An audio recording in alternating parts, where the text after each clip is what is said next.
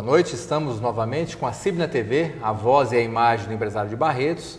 Hoje falando de um tema bastante importante, bastante questionado, né? E que a gente falta informações realmente com relação ao sistema tributário das empresas, né? Muitas inovações estão acontecendo e que o empresário está bastante antenado com essas novas mudanças, né? E para isso nós temos aqui o Dr. Edson Pereira, que é técnico em contabilidade, bacharel em direito e responsável pela área fiscal do escritório Sercom. Edson, a mudança é contínua, não é? Todo dia tem uma mudança e todo dia é uma inovação. E sempre o Estado buscando cada vez mais cercar as brechas que as empresas conseguiam até então de não pagar imposto ou de minimizar alguma situação. Hoje gostaríamos de falar sobre SPED, né? O que vem a ser o SPED e qual que é essa influência real no dia de hoje nas empresas? Primeiramente eu queria agradecer o convite, tá? Boa noite ao pessoal em casa que está nos assistindo.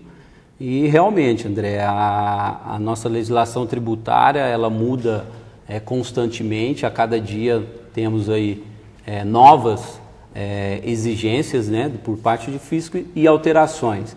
E o SPED, esse projeto SPED, né, faz parte do PAC, né, que é o Programa de Aceleração e Desenvolvimento, e ele constitui mais um avanço na informatização da relação entre o fisco e os contribuintes, né?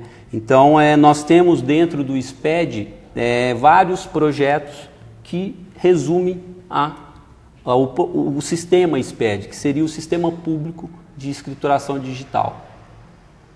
E o objetivo do SPED, na realidade, ele visa o quê? Promover a integração dos fiscos, né, das administrações tributárias, município, Estado e União, como vem também para racionalizar e uniformizar as obrigações acessórias dos contribuintes e, de certa forma, também tornar mais célere a identificação de ilícitos tributários, né?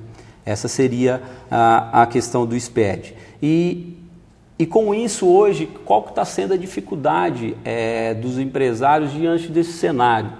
Nós temos no SPED hoje, o projeto SPED, ele tem várias ramificações, né? Dentro do SPED, nós temos o SPED contábil, né? O SPED fiscal, a FD contribuições, a nota fiscal eletrônica, a nota fiscal de serviço eletrônica, temos também o conhecimento de transporte eletrônico e também temos aí futuramente para entrar em vigor a FD social, né? Então esses projetos eles se unem, né, visando o quê? Amarrar as informações prestadas do contribuinte com o fisco. Edson, então, resumidamente, o SPED é um sistema global e que inclui vários projetos, menos projetos dentro, né? Exatamente. O que a gente conhece, né?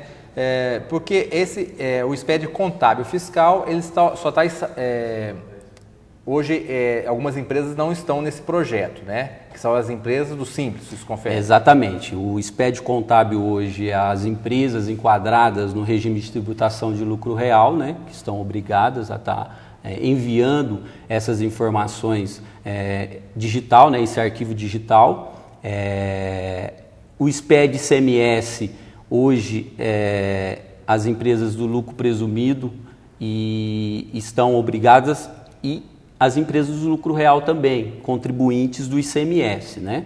Então, o FD contábil, somente as empresas do lucro real, e o FD ICMS-PI, os contribuintes de ICMS, exceto as empresas enquadradas no regime do Simples Nacional. Então, uma linguagem bastante popular, o SPED contábil fiscal estão mais envolvidos de uma forma geral para empresas de maior porte. E essas empresas até têm uma estrutura maior para saber o que está acontecendo, geralmente um contador já especializado nesse segmento, né? Uhum. Agora, o que interfere de forma direta ao pequeno empresário, que é aquele que recebe, que são a nota fiscal eletrônica, a nota fiscal de serviço, né, que movimenta e que muitas vezes não estavam acostumados, né? Exatamente. Nós temos aqui conhecimentos de que empresas que faziam, não contabilizavam as notas fiscais, né, rasgavam as notas fiscais e que hoje, na realidade, essa informação já automaticamente sai do seu fornecedor automaticamente para o fisco, ou seja, não é possível fazer isso. E isso que as pessoas precisam adequar, porque além dessas informações estarem já com o fisco, quer dizer, um questionamento praticamente é impossível de ser questionado porque ele está ali comprovando que houve o recebimento da mercadoria, vinculando com o conhecimento de frete, né, eletrônico, e que a empresa não tem como eximir da culpa de não ter contabilizado aquela nota. Exatamente. Você citou um ponto muito importante, André, a questão da emissão da nota fiscal eletrônica. Hoje, no dia a dia, na prática, ainda identificamos contribuintes do ICMS que estão obrigados a emitir a nota fiscal eletrônica e, às vezes, por falta de conhecimento, não aderiram ainda ao sistema da nota fiscal eletrônica, né? Então, hoje tem o portal do Sintegra, que possibilita, né, um sistema público que possibilita tanto o contador quanto o contribuinte, ao realizar uma compra de um determinado fornecedor, ele está acessando esse portal, consultando se aquele fornecedor está obrigado ou não a emitir a nota fiscal eletrônica, e bem como o início da obrigatoriedade dessa emissão. Então, isso facilita. Recebi uma nota de um fornecedor e essa nota ela não é eletrônica ainda, ou seja, não é o DANF, né, que é o documento auxiliar da nota fiscal, porque a nota fiscal eletrônica em si ela é um arquivo, né, um arquivo XML, um arquivo digital. Então, para materializar o transporte da mercadoria é impresso o DANF. Então, recebeu a nota, não é uma nota eletrônica, cabe ao contribuinte, né, tá checando essa informação se aquele fornecedor está obrigado ou não à emissão da nota fiscal eletrônica. Então, hoje, com a implantação da nota fiscal eletrônica, né, um dos projetos que engloba o SPED, né, um dos projetos conjunto aí do SPED, utilizar essa ferramenta, né, para estar checando a obrigatoriedade ou não do seu fornecedor a estar emitindo a nota fiscal eletrônica. Bem como, né, o contribuinte, o adquirente, o cliente, ele também tem que se ater ao cronograma de obrigatoriedade em relação a ele estar emitindo a nota fiscal eletrônica. E um grande problema que ocorria anteriormente era o que? Às vezes, no dia a dia, na correria, né, acabávamos esquecendo uma nota fiscal na gaveta ou esqueci de enviar para o escritório. Então, hoje temos que tomar muito cuidado. Aqui, pela prática nossa no dia a dia, os empresários têm que tomar muito cuidado nesse sentido, né? Chegou a nota, o XML, ou que seja, encaminhar para o escritório responsável por sua contabilidade, para que ele possa realizar a escrituração desses documentos fiscais. Porque hoje, se eu porventura eu esquecer de enviar um arquivo XML, né? Hoje em dia, o que acontece? O cliente, o cliente do escritório, ele envia a DANF impressa, como também envia via e-mail o arquivo XML para importar essas informações. Então, se porventura eu me esqueço de encaminhar ao escritório o arquivo XML de uma nota de algum fornecedor meu, bem como o DANF, isso pode gerar problemas futuros para a empresa. Por que pode gerar? Hoje, com a nota fiscal eletrônica, essas informações ela vai diretamente para a base da Secretaria da Fazenda. Ou seja, eu emiti uma nota de venda para um cliente, essas informações vão em tempo real para a base Cefaz e vice-versa. A partir do momento que eu adquiro uma mercadoria de um fornecedor, automaticamente a nota emitida, os dados estão indo para a base da Secretaria. Ou seja, essas informações estão numa base de dados, tanto as compras como as vendas. Então, se porventura eu esqueço de encaminhar um documento fiscal para a escrituração da minha contabilidade, no cumprimento das obrigações acessórias da minha empresa, eu deixei de enviar uma informação a qual essa informação já está na base Cefaz. E havendo esse confronto de informações, com certeza esse contribuinte pode ocorrer alguma penalidade por parte do fisco.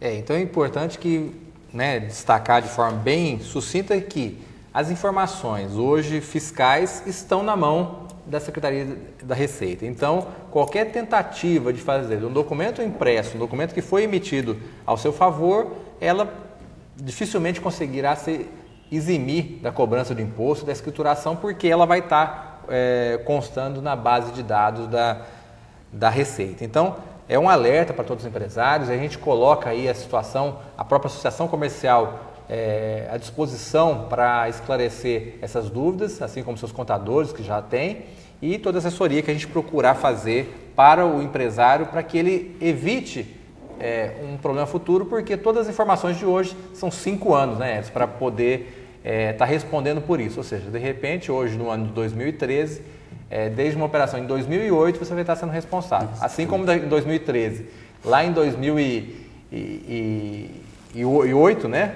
2018, perdão, você vai estar respondendo por uma ação que fosse feita hoje. Então, é um ônus muito sério que tem que ser analisado para ser cumprido. Né? E devido a essa mudança, André, em relação à nota fiscal eletrônica, até então recebíamos, né, a nota fiscal normal impressa pela gráfica e arquivávamos esse documento.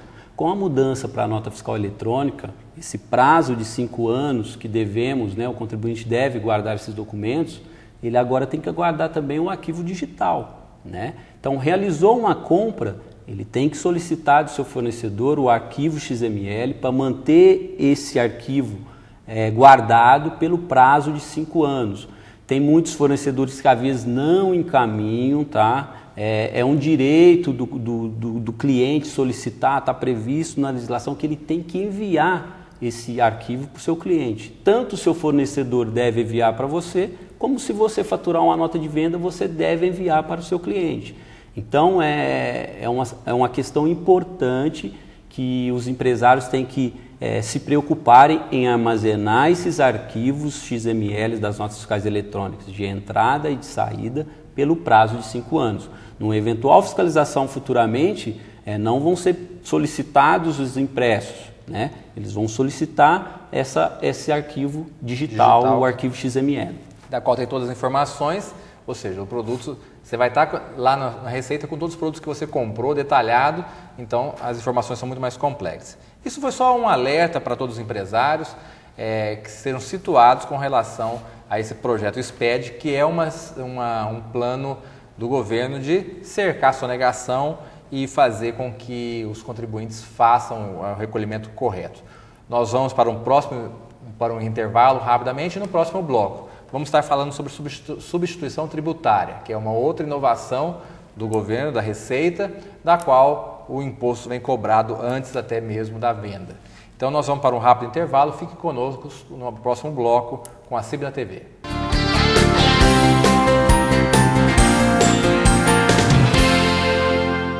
Mãe é vida, é alegria, pra gente é fundamental. Todo mundo celebrando essa data especial. Amor de mãe é incondicional. E por causa desse amor, a gente tem que comprar um presente pra mãe na cidade que a gente ama, aqui no Comércio de Barretos. De 29 de abril a 12 de maio, retire grátis seu cupom no Comércio de Barretos e concorra a 5 TVs LED, 12 pacotes para a festa do peão e uma viagem ao Sesc Bertioga com acompanhante. Dia das Mães no Comércio de Barretos. Realização a CIB Sindicato Varejista. Apoio a M1000 Estúdio, Poti, Meta Fiat, Unifeb, Legalzinho e Os Independentes. E não se esqueça do presente da mãe da mãe. A CIB, em parceria com a empresa RJBR Assessoria e Negócios, apresenta cobrança e recuperação de créditos, soluções de recebimento junto aos seus devedores. Entre em contato conosco através da CIB ou diretamente com o consultor Dedé Araújo pelo telefone 3325-6565. Sou Paulo Vale. Nós, na Santa Casa, somos 1.060 funcionários, 175 médicos, só enfermeiras são 470. Ninguém é tão bom quanto todos nós juntos. Sou Patrícia, da Diretoria Operacional da Santa Casa de Barretos. A comunicação da comunidade com os setores do nosso hospital é muito importante. Por isso, ligue 3321-2592. O evento Empresário do Ano acontecerá no dia 20 de julho. A pesquisa, que vai apontar a preferência e popularidade pelo consumidor, além do Empresário do Ano, será realizada em todos os bairros da cidade. O resultado da pesquisa é mais um instrumento para a utilização da classe empresarial. Através dele, você vai conhecer a posição da sua empresa perante o consumidor e poder avaliar preços, prazos, localização. Fale com a CIB 3321-3200.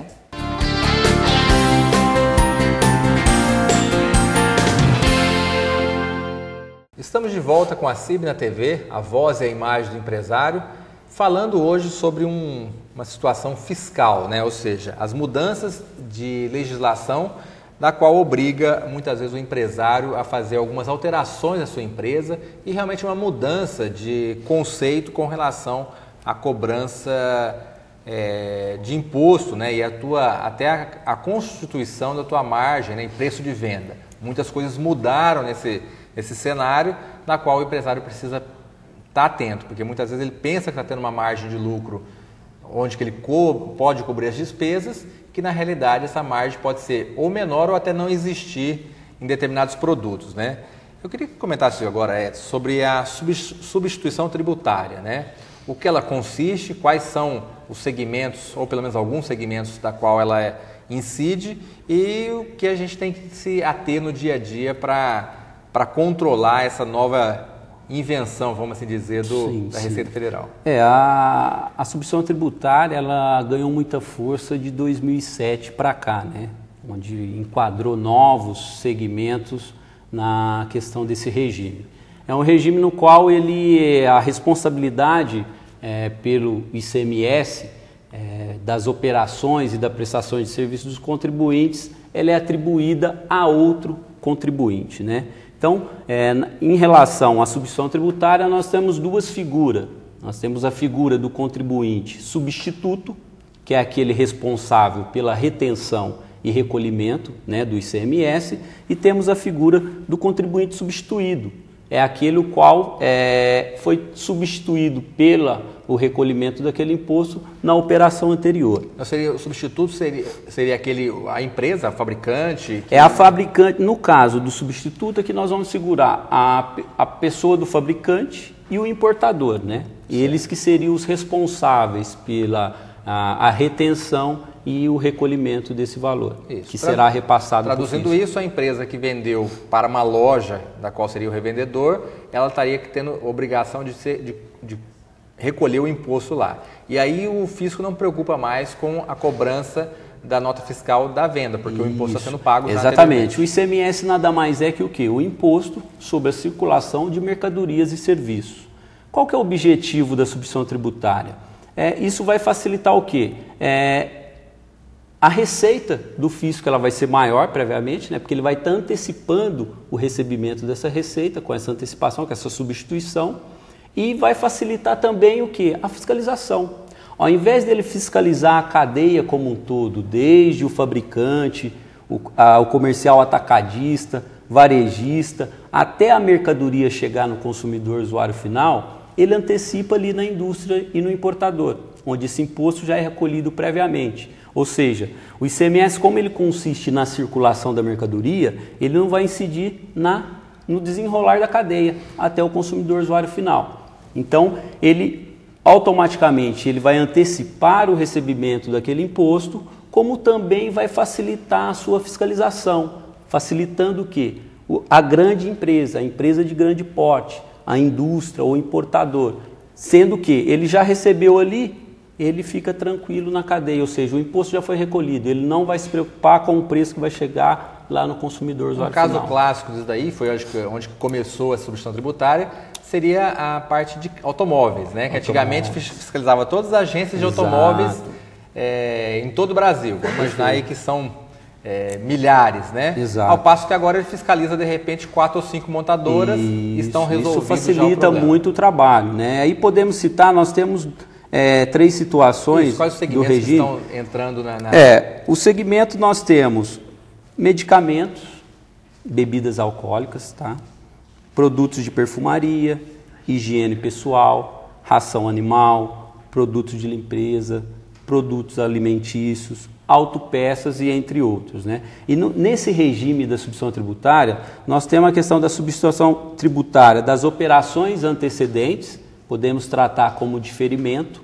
Um exemplo prático para o pessoal de casa compreender essas operações dos empresários, o diferimento, ele na realidade, ele posterga o recolhimento do imposto para uma operação subsequente, né? Já é o contrário da que eu conceituei anteriormente, que seria a substituição tributária das operações subsequentes. Então, nesse caso das operações antecedentes, um exemplo que eu posso citar, um implemento agrícola, né? O fabricante, ele vai vender para o produtor rural, ele vai vender com diferimento do imposto, né? Que ele vai estar utilizando aquilo ali na atividade agrícola.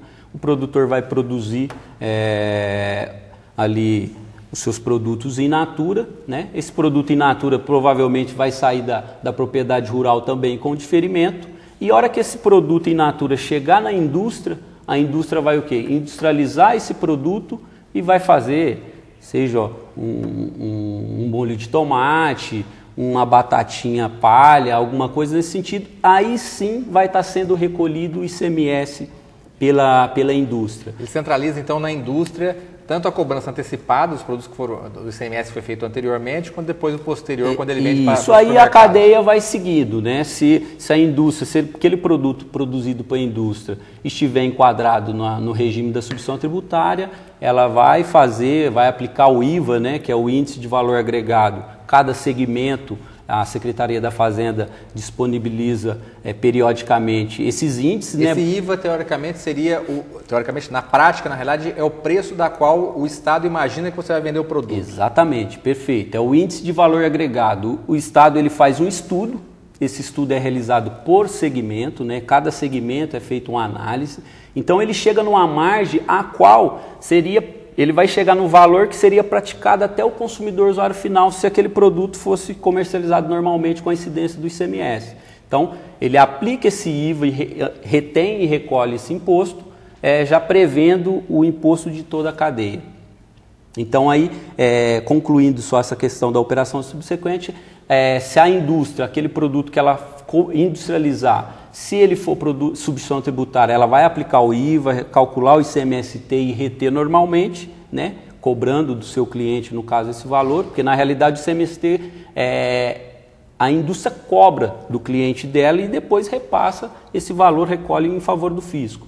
E se o produto não for substituição tributária, aí ele vai ser tributado normalmente na cadeia. Ela vai vender para o atacadista, para o varejista tributado, e esses vão vender aí para os seus clientes, consumidores, usuários finais também, tributando pelo ICMS.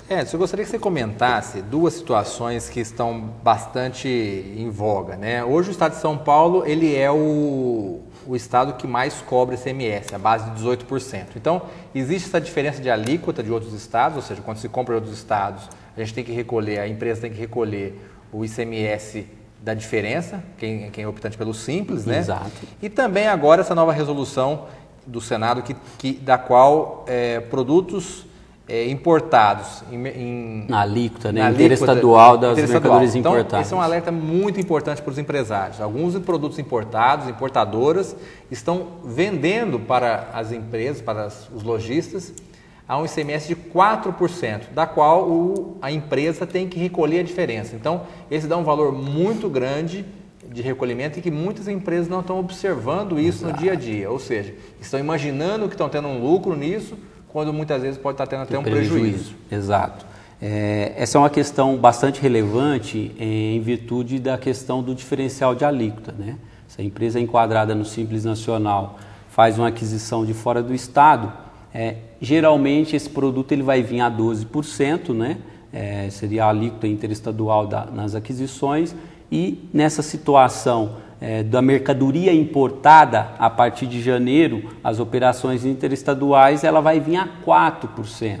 Então, chegando essa mercadoria no estado de São Paulo, teremos que eventualmente fazer o cálculo desse diferencial. Aquela mercadoria que veio a 12, internamente a 18, eu vou fazer o cálculo, ela só vai dar essa margem dos 6%. Agora, se o produto que eu adquiri, ele importado e veio a 4%, aí eu tenho que equalizar dos 4 para o 18. Então já dá 14, o reflexo é muito grande.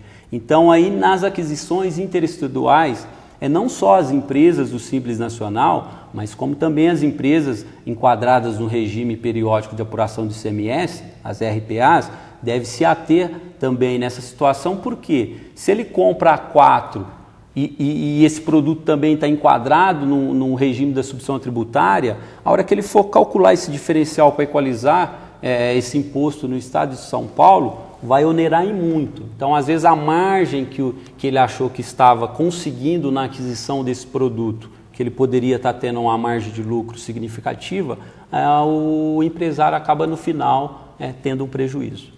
Então, fica o alerta, realmente são assuntos muito relevantes em que mudam não só uma pequena parte da sua empresa, mas talvez a própria continuidade do seu negócio, porque ela, muitas vezes, hoje o imposto tem um peso bastante significativo nos custos das empresas. Então, atenção a isso, procure um contador, procure o seu contador. Nós, da Associação Comercial, também estamos à disposição para eventualmente dúvidas, né? Temos sempre a parceria com a família Sercom, na qual sempre nos auxilia em algumas situações. Então, tendo dúvida, nos procure na CIB ou procure o seu contador, que é muito importante, é um alerta aos empresários. Gostaria de passar as tuas palavras finais, Edson, que agradecer a tua presença, né? Foi sempre muito relevante, é um assunto bastante extenso, da qual a gente poderia ficar aqui muito tempo falando sobre isso. E de repente, por algum assunto que ficou faltando, tanto do SPED, da qual nós falamos no primeiro bloco, e agora da substituição tributária e essas diferenças. Lembrando que esse programa também estará no ar no nosso site, acibarretos.com.br. Você pode rever os programas, indicar esse programa para outra pessoa, que vai estar também disponível na internet. Muito obrigado e fica para as suas considerações finais e alguma coisa que de repente a gente faltou de comunicar para o nosso telespectador. Aqui tempo, né? É um tempo pequeno e um assunto muito abrangente. Então, procuramos aqui abordar aquilo que está refletindo mais no dia a dia do empresário, né, procurando dar ênfase maior, mas tem muito assunto que às vezes, peço desculpa, às vezes não ter abordado determinados assuntos devido à questão do tempo.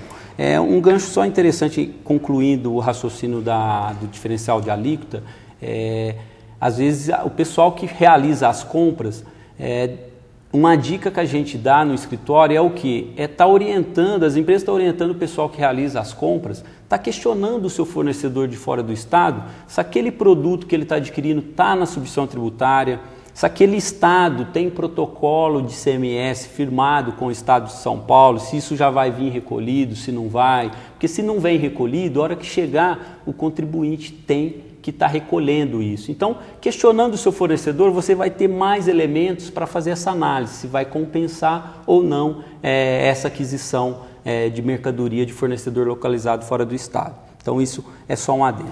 E para concluir em relação ao SPED, né, fazer um resumo básico, mais algumas informações que eu entendo ser pertinente.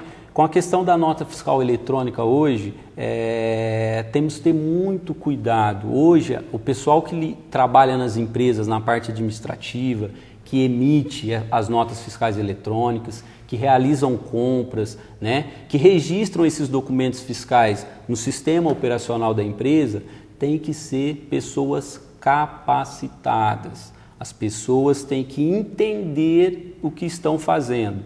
Não podemos hoje no mercado, no cenário atual, com o programa SPED em andamento, colocar pessoas que não sabem o que estão fazendo. Tá? A pessoa, de certa forma, ela tem que ter um conhecimento básico da tributação daquele produto.